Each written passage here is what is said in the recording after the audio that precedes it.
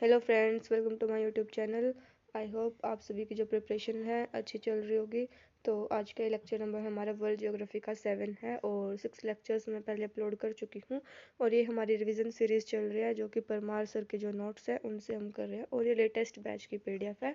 आप लोग भी इसे रिविज़न कर सकते हैं। सो स्टार्ट करते हैं। आज का जो हमारा टॉपिक होगा वो होने वाला है wind, climate and ocean currents. तो ये 3 चीज़ें आज के लेक्चर में करने वाले हैं। So let's start. सबसे पहले हम देखते हैं pressure difference causes wind because. तो जो विंड प्रेशर डिफरेंस क्रिएट करती हैं वो किस कारण से करती हैं, चीज़ देखने वाले हैं। तो जो सबसे पहले हम देखते हैं कि जो हमारी वार्म एयर होती है, गर्म हवा होती है, वो हमेशा ऊपर की तरफ उठती है। ठीक है, अगर वो ऊपर की तरफ उठेगी तो जहाँ पे नीचे क्या हो जाएगा, स्पेस खाली हो जाएगा और यहाँ पे जो प्रेशर होगा वो लो प्रेशर बन जाएगा। ऐसे ही जो हमारी कोल्ड एयर होती है, कोल्ड एयर क्या करती है, सिंक करती है, मतलब कि नीचे की तरफ जाती है। जैसे जैसे वो नीचे की तरफ जाएगी तो यहाँ पे क्या होगा, प्रेशर इंक्रीज होगा। प्रेशर इंक्रीज होगा तो यहाँ पे होगा हमारा हाई प्रेशर। तो इससे हमें क्या पता चला कि जो हमारी वार्म एयर होती है वो लो प्रेशर क्रिएट करती है और जो हमारी कोल्ड एयर होती है, जो कोल्ड एयर है वो क्या करती है, हाई प्रेशर क्रिएट करती है। ठीक है, तो ये चीज़ हमने देख ली है। उसके बाद हम देखते हैं जो हमारी विंड है वो हमेशा high pressure to low pressure blow करती है, बहती है। तो उसके बाद हम देखते हैं कि हमारी विंड कितने टाइप की होती है। तो type of wind is of 2 types, trade wind and second one is local winds. Then उसके बाद हम देखते हैं कि कौन सी विंड कहाँ पे किस एरिया में हमारी अर्थ में ब्लो करती हैं।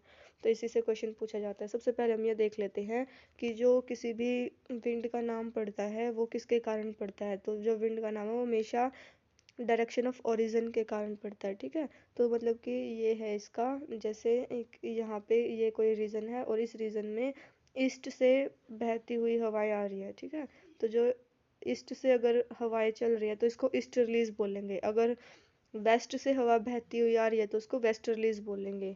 ठीक है, तो ये चीज़ें बतानी थी। तो ये देख लेते हैं, ये है हमारी अर्थ।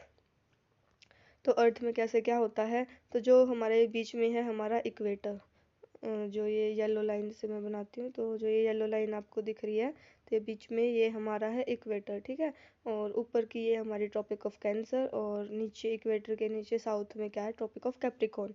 तो इसमें पूछा जाता है कि कहाँ पे क्या चीज़ें होती हैं। तो सबसे पहले हम देख लेते हैं जो हमारा इक्वेटर है। ठीक है, तो नॉर्थ ईस्ट में हमारी ईस्टर्लीज ब्लो करती हैं और साउथ ईस्ट में हमारी ईस्टर्लीज, जो हमारा ये बीच वाला रीजन है ट्रॉपिक ऑफ कैंसर के नीचे और ट्रॉपिक ऑफ कैप्रिकॉर्न के ऊपर। तो इस एरिया में जो मैं ग्रीन ग्रीन आप लोगों को शेड करके दिखा रही हूँ, तो जो ये ग्रीन एरिया है, इस पूरे ग्रीन एरिया में क्या होता है, हमारी ईस्टर्लीज ब्लो करती हैं। तो ऊपर हो जाएंगे हमारी नॉर्थ ईस्ट ईस्टर्लीज, क्योंकि ये नॉर्थ ईस्ट डायरेक्शन है। ऊपर वाला इक्वेटर से ऊपर क्या है, हमारी नॉर्थ डायरेक्शन। और जो नीचे से ब्लो करेंगी उनको बोलेंगे साउथ ईस्ट ईस्टर्लीज। तो जो हमारा बीच का जो पोर्शन मैंने कवर करके दिखाया है, इसमें हमारी ईस्टर्लीज ब्लो करती हैं। तो ये क्वेश्चन पूछा जाता है कि ट्रॉपिक ऑफ कैप्रिकॉर्न और कैंसर के पास कौन सी हवाएं ब्लो करती है, तो ईस्टर्लीज।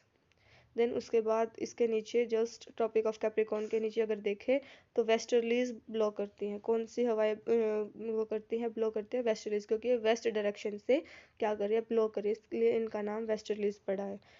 देन उसके बाद हम देख लेते हैं इसके ऊपर ट्रॉपिक ऑफ कैंसर के ऊपर, जो ट्रॉपिक ऑफ कैंसर है, ट्रॉपिक ऑफ कैंसर के ऊपर जो है वेस्टर्लीज ब्लो करती हैं। तो ये आप लोगों को दिख रहा होगा, यहाँ पे इस एरिया में वेस्टर्लीज ब्लो करती है क्योंकि इनकी जो डायरेक्शन है वो वेस्ट साइड से है। देन ऊपर जो पोलर है, पोलर रीजन में पोलर ईस्टर्लीज चलती है, ईस्ट डायरेक्शन से चलती है। तो ये सारी चीज़ें क्लियर हो गई है। आप लोगों को सिर्फ ये याद रखना है कि किसमें क्या चीज़ें होती हैं। और आप लोगों को ये तो पता ही है कि भाई जो हमारी कोल्ड एयर है वो सिंक डाउन करती है और हाई प्रेशर क्रिएट करती है, और जो हमारी वार्म एयर है वो क्या करती है, ऊपर की ओर उठती है और लो प्रेशर क्रिएट करती है। तो देन उसके बाद एक चीज़ और जो पूछी जाती है वो ये है, जो हमारा यहाँ पे जो ये रीजन बना हुआ है इक्वेटर के पास। एक क्वेश्चन ये पूछा जाता है, जैसे हमारा जो ये रीजन है इक्वेटर से ट्रॉपिक ऑफ कैंसर तक का, तो यहाँ पे जो चीज़ें, जो हमारी विंड ब्लो हुई है तो यहाँ पे एक सेल बन जाता है। तो इस सेल को क्या नाम देंगे, तो इस सेल को हम बोलते हैं हेडली सेल। तो इक्वेटर के पास जो सेल बनती है इक्वेटर और ट्रॉपिक ऑफ कैंसर या फिर कैप्रिकॉर्न के बीच में, उसको बोलते हैं हेडली सेल। इससे ऊपर ट्रॉपिक ऑफ कैंसर के ऊपर और पोलर तक जहाँ पे जो सेल बनती है इस एरिया में, उसको हम बोलते हैं फेरल सेल। एंड जो यहाँ पे पोलर रीजन पे जो बनती है उसको हम बोलते हैं पोलर सेल। तो सेल का पूछा जाता है कि किसमें कौन सी सेल वो जो है विंड के कारण बनती है। देन उसके बाद हम देखते हैं कि जो हमारी डायरेक्शन है कि विंड अगर ब्लो कर रही है तो राइट डायरेक्शन में, जैसे आप लोगों को ये दिख रही होगी कि ये राइट, ये कभी राइट में कभी लेफ्ट में आप लोगों को इसकी डायरेक्शन दिख रही होगी विंड की। तो ये क्यों होती है? तो ये होती है हमारी कोरियोलिस फोर्स के कारण। तो कोरियोलिस फोर्स जो है अर्थ में क्यों होती है? क्योंकि अर्थ रोटेट करती है तो कोरियोलिस फोर्स जनरेट होती है। इस कोरियोलिस फोर्स के कारण ही क्या होता है, जो नॉर्दर्न हेमिस्फीयर में जो विंड की डायरेक्शन है वो राइट की तरफ शिफ्ट हो जाती है और सदर्न हेमिस्फीयर में वो लेफ्ट की तरफ शिफ्ट हो जाती है। ठीक है, तो ये चीज़ इसमें बताई गई है कि कोरियोलिस फोर्स क्या करती है। देन उसके बाद हम देखते हैं meeting point of this two zones is known as ITC-Z zone. तो ये चीज़ ITC-Z जोन जो है वो भी मैं बता देती हूँ क्या होता है। तो हम एक अलग कलर का पेन देखते हैं जिसमें अलग से हमें दिख जाए। सो देखते हैं अगर दिखाई दिया तो ये देखो यहाँ पे जो ये हमारी हवा ब्लो कर रही है, इसमें देखो तो जैसे यहाँ पे ये इस साइड चली और यहाँ से ये ऊपर की तरफ चली, तो जहाँ पे ये दोनों की दोनों जो विंड्स हैं ये जहाँ पे ये क्या करेंगी, मीट अप करेंगी। तो जहाँ पे ये मीट करेंगी उसी पॉइंट को बोलते हैं ITC-Z जोन। तो जैसे यहाँ से ऊपर की तरफ ऐसे हवा ब्लो हो रही है और ऊपर से आई तो यहाँ पे ब्लो हो रही है, तो जहाँ पे ये दोनों जो है हवाएं क्या करेंगी, मीट करेंगी, उसी जोन को जहाँ पे ये दोनों हवाएं मीट करेंगी तो उसी जोन को बोलते हैं ITC-Z जोन या फिर डोल्ड्रम जोन। क्या बोलते हैं उसी को? डोल्ड्रम जोन या फिर ITC-Z जोन बोला जाता है। जहाँ पे क्या होता है नॉर्थ ईस्ट और साउथ ईस्ट की जो हमारी क्या चल रही होती है, हवा चल रही होती है, मीट करती है, उसी को ITC-Z जोन बोलते हैं। और यहाँ पे जो कोरियोलिस फोर्स होती है वो ज़ीरो होती है और जो विंड क्या होती है, काम होती है। ठीक है, सो जो ITC-Z जोन है उसको अच्छे से समझ लेते हैं कैसे क्या हो रहा है। तो ये देखो, मान लो ये हमारी अर्थ है, ठीक है, तो इसमें बीच में हम इक्वेटर बना देते हैं।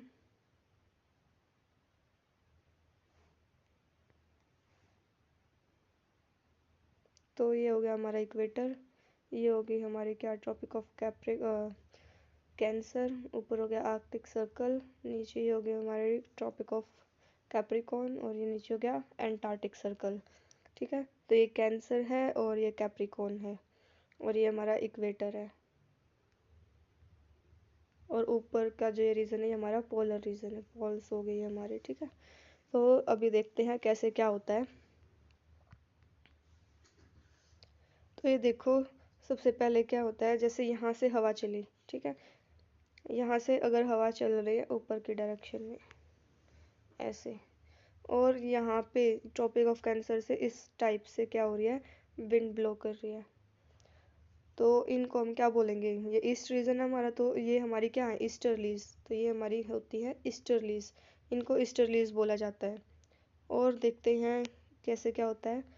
तो जब जो ये हमारी क्या है, ये विंड चल रही है, जब ये मीट करेंगी, जिस पॉइंट पे मीट करती हैं, तो उस पॉइंट को हम बोलते हैं ITC-Z जोन या फिर डोल्ड्रम जोन। ठीक है, समझ में आ गया कि ITC-Z जोन क्या होता है? इसका क्वेश्चन प्रीवियस ईयर में भी पूछा गया है, तो ध्यान रखेंगे। देन उसके बाद हम देखते हैं क्या कि जो समर होता है, समर में क्या होगा, तो ये थोड़ी सी जो हवाएं हैं ये थोड़ी ऊपर जाके मीट करेंगी, इक्वेटर से थोड़ी ऊपर तक चली जाएंगी और यहाँ पे जाके कहीं पे मीट करेंगी। तो ये जो ITC-Z जोन है थोड़ा सा ऊपर बनेगा, कहाँ पे बनेगा, ट्रॉपिक ऑफ कैंसर के पास में बनेगा। तो समर में ITC-Z जोन जो है वो ट्रॉपिक ऑफ कैंसर के पास क्या हो जाता है, शिफ्ट हो जाता है। देन उसके बाद विंटर का देख लेते हैं, ऐसे ही सेम प्रोसेस। विंटर में क्या होता है, तो विंटर में क्या होगा, विंटर में ये होता है, ये जो हमारी हवा चल रही है थोड़ी सी और नीचे शिफ्ट हो जाती है और ये थोड़ी इक्वेटर से नीचे आके मीट अप करती है, और जब यहाँ पे ये मीट करेगी तो यहाँ पे ITC-Z जोन बनेगा, जो किसके पास है, कैप्रिकॉर्न के पास है। तो इसका मतलब यही यहाँ पे लिखा हुआ है कि जो हमारी विंड जो ITCZ जोन है, ये क्या करेगा, ट्रॉपिक ऑफ कैंसर की तरफ शिफ्ट हो जाएगा, ऊपर की तरफ, किसमें, समर में, और नीचे की तरफ शिफ्ट हो जाएगा ड्यूरिंग विंटर। तो डोलड्रम का पता चल गया, ITCZ जोन का पता चल गया, और जहाँ पे डोलड्रम जोन होगा वहाँ पे कोरिलेस फोर्स 0 होगी और विंड्स जो है वो रिलेटिवली कम होंगी। देन उसके बाद ये देखते हैं जो हमारी ट्रेड विंड्स है, ठीक है। तो ट्रेड विंड्स क्या है, परमानेंट विंड है। तो कौन सी है, ट्रेड विंड जो होती है वो परमानेंट विंड होती है। पूछा जाता है कि परमानेंट विंड कौन सी है और टेम्परेरी कौन सी है, लोकल विंड कौन सी है। तो ट्रेड विंड होती है हमारी परमानेंट विंड। और ये 2 टाइप के होते हैं, एक होता है ईस्टर्लीज, सेकंड होती है वेस्टर्लीज। जो ईस्टर्लीज है, ईस्टर्लीज का मतलब है कि वो कहाँ से, ईस्ट डायरेक्शन से ब्लो कर रही है, और वेस्टर्लीज का मतलब है कि वो वेस्ट डायरेक्शन से ब्लो कर रही है। देन उसके बाद हम देखते हैं जो ईस्टर्लीज है वो ट्रॉपिकल और पोलर में हमें देखने को मिलती है। जो ट्रॉपिकल रीजन और जो पोलर रीजन है उसमें हमें ईस्टर्लीज देखने को मिलती हैं। देन उसके बाद हम देखते हैं क्या, हॉर्स लैटिट्यूड। जो हॉर्स लैटिट्यूड है वो हमें 30 डिग्री नॉर्थ और 30 डिग्री साउथ की तरफ देखने को मिलता है।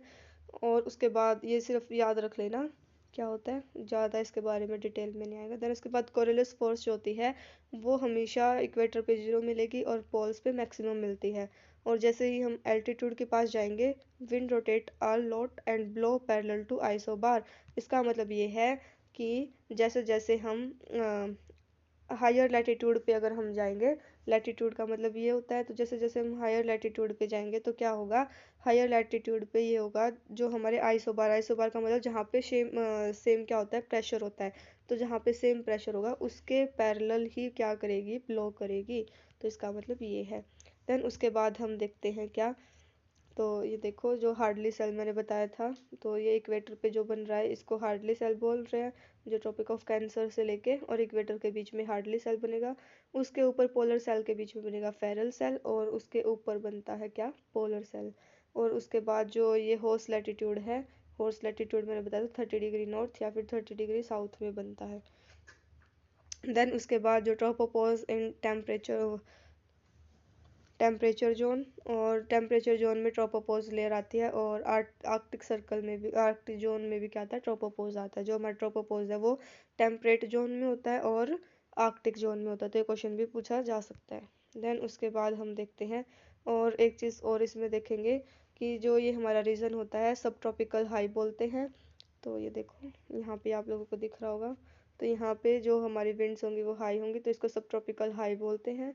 इस वाले को भी सब ट्रॉपिकल हाई बोलेंगे, इससे ऊपर वाले को बोलेंगे सब ट्रॉपिकल लो जोन। और इक्वेटर पे बोलेंगे हम इक्वेटरल लो, क्योंकि यहाँ पे जो फोर्स होती है वो क्या कैसी होती है, लो होती है। उससे ऊपर हाई होगी, उससे ऊपर फिर लो होगी, और पोलर पे फिर से हमें हाई देखने को मिलेगी। देन आगे देखते हैं जो हमारा 40 डिग्री साउथ है उसको हम बोलते हैं रोयरिंग 40s, और जो हमारा 50 डिग्री साउथ है उसका बोलते हैं फ्यूरियस 50s। बस ये पूछा जाएगा कि 60 डिग्री साउथ का भी क्या बोलते हैं, स्क्रीमिंग 60s। तो बस ये चीज़ याद रखनी है। तो ये चीज़ आपको पता भी चल गई कि जो भी अभी मैंने बताई थी सारा ये इसमें ग्राफ जो हमारी पिक्चर के थ्रू बताया गया है। डोलड्रम और ITCZ जोन भी हमें बताया कि जहाँ पे जो ये ईस्टर्लीज और मिलती हैं आपस में उसको क्या बोलते हैं, डोलड्रम बोलते हैं। हॉर्स लैटिट्यूड भी आप लोगों को अभी अभी बताया, 30 डिग्री नॉर्थ और 30 डिग्री साउथ को ही क्या बोलते हैं, हॉर्स लैटिट्यूड बोलते हैं। देन उसके बाद हम देखते हैं,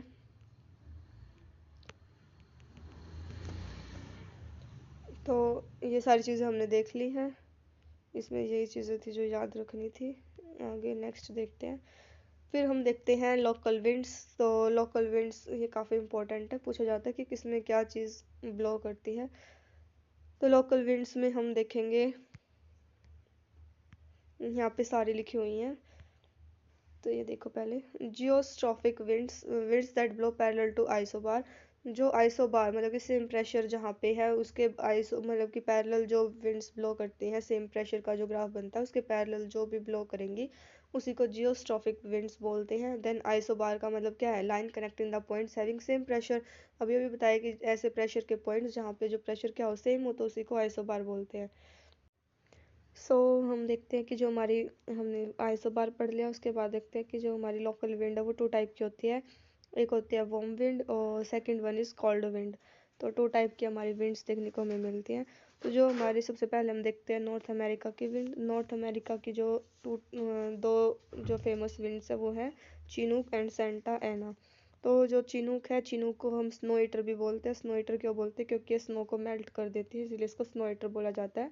ये एक कैटाबैटिक विंड है। तो कैटाबैटिक एंड एनाबैटिक टू टाइप की होती है। जो ऐसे ऊपर की तरफ चलती है वो एनाबैटिक, और जो नीचे की तरफ आती है उनको कैटाबैटिक विंड बोला जाता है।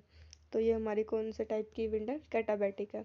तो नॉर्थ अमेरिका के दोनों विंड आपको याद रखने हैं, और याद रखना है कि ये वार्म विंड होती है। तो नाम देख के ये पूछा जाता है कि ये वार्म विंड है या फिर कोल्ड विंड है। देन उसके बाद एक है हमारी ब्लिज़ार्ड। ब्लिज़ार्ड भी हमारी क्या है? कोल्ड विंड है। देन उसके बाद हम देखते हैं यूरोप विंड। तो यूरोप की जो विंड्स हैं वो सारी कोल्ड विंड होती है। एक होती है बोरा, एक होती है मिस्ट्रल। तो दो विंड है जो दोनों की दोनों कोल्ड विंड है। देन उसके बाद हम देखते हैं एल्प्स में जो बहती हैं, एल्प्स में जो ब्लो होती है वो है फोयन विंड्स। जितनी भी फोयन विंड्स है वो सारी की सारी क्या है? वार्म विंड्स हैं। देन इंडिया में देखते हैं, इंडिया में हमारी चलती है लू। और ऑस्ट्रेलिया, ऑस्ट्रेलिया में वार्म विंड ब्लो करती है जिसका नाम है ब्रिक फिल्डर।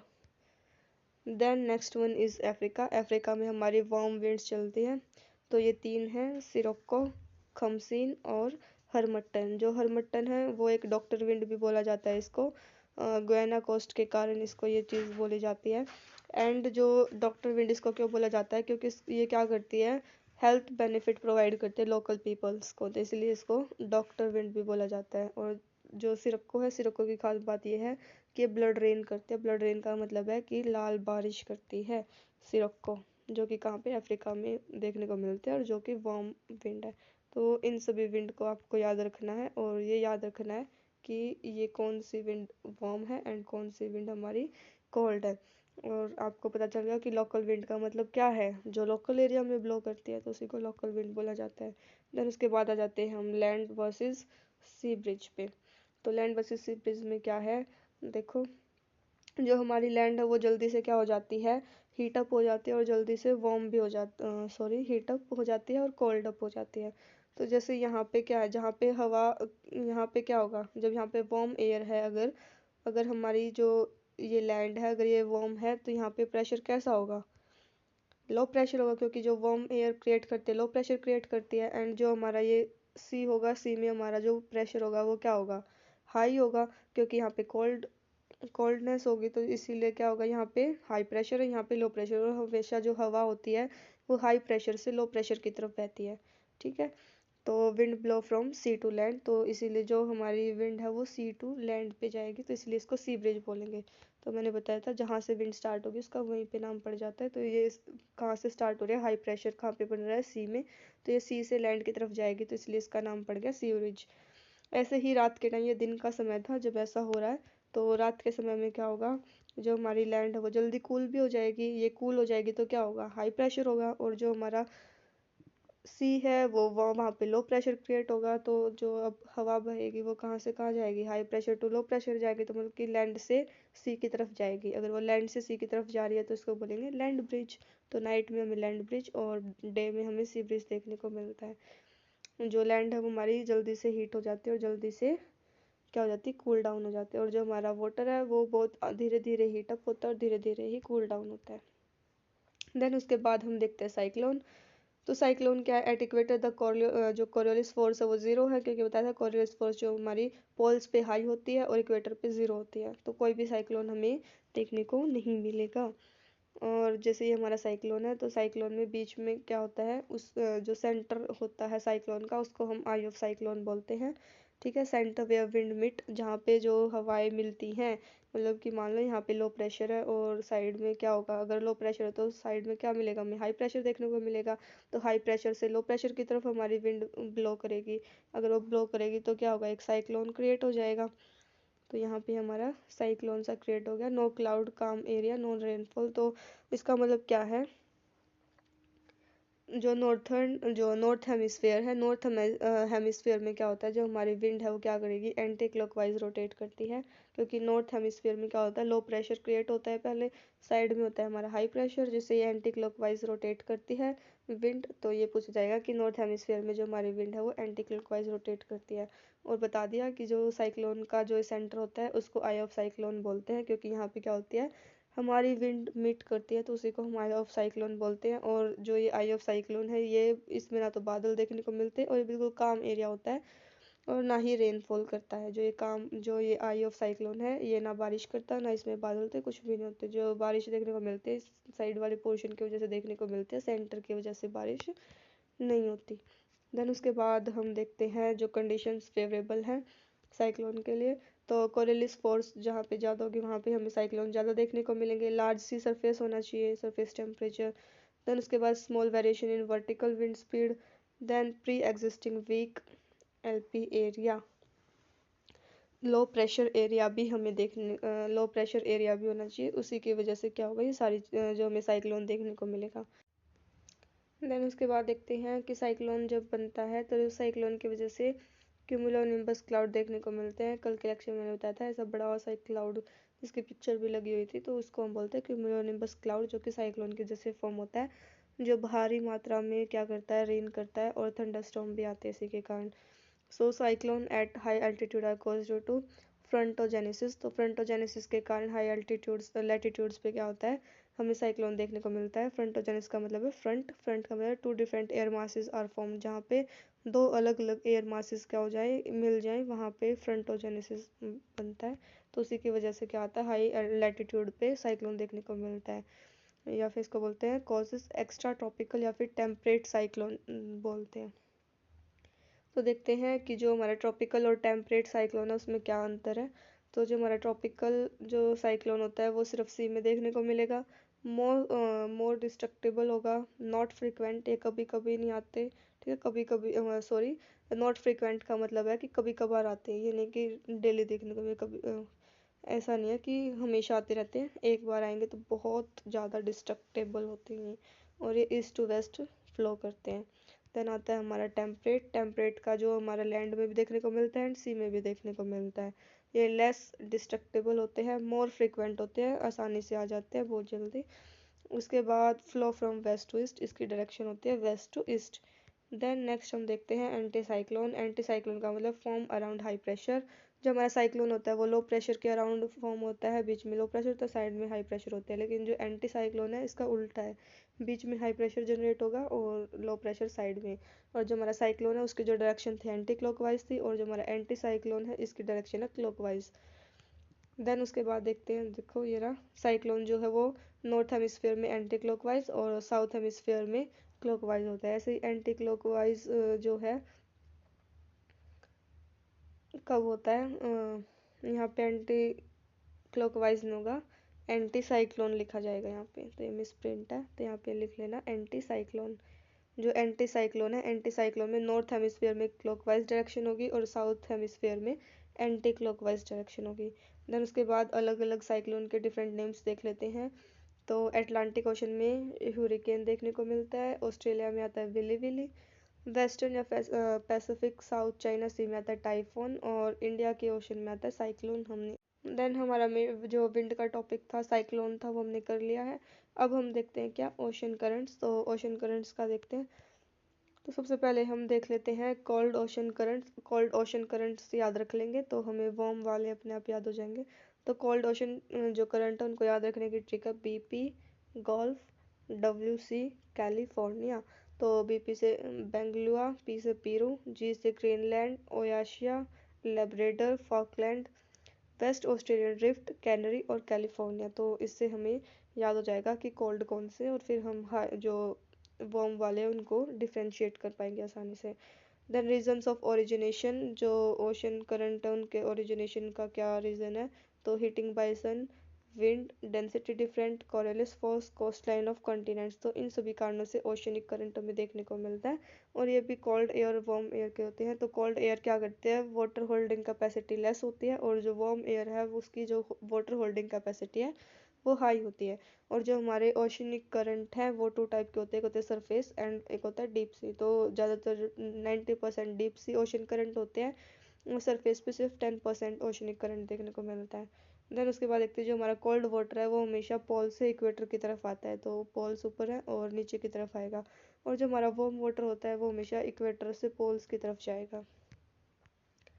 देन उसके बाद हम देख लेते हैं इफ़ेक्ट्स क्या हैं, जो हमारा वार्म ओशन करंट है और जो हमारा कोल्ड ओशन करंट है उससे क्या क्या चीज़ें होती हैं। तो जो हमारा वार्म ओशन करंट है और जो कोल्ड ओशन करंट है वो दोनों के दोनों अगर मिल जाए तो वो हमारे फिशिंग जोन के लिए बहुत ही बेस्ट है।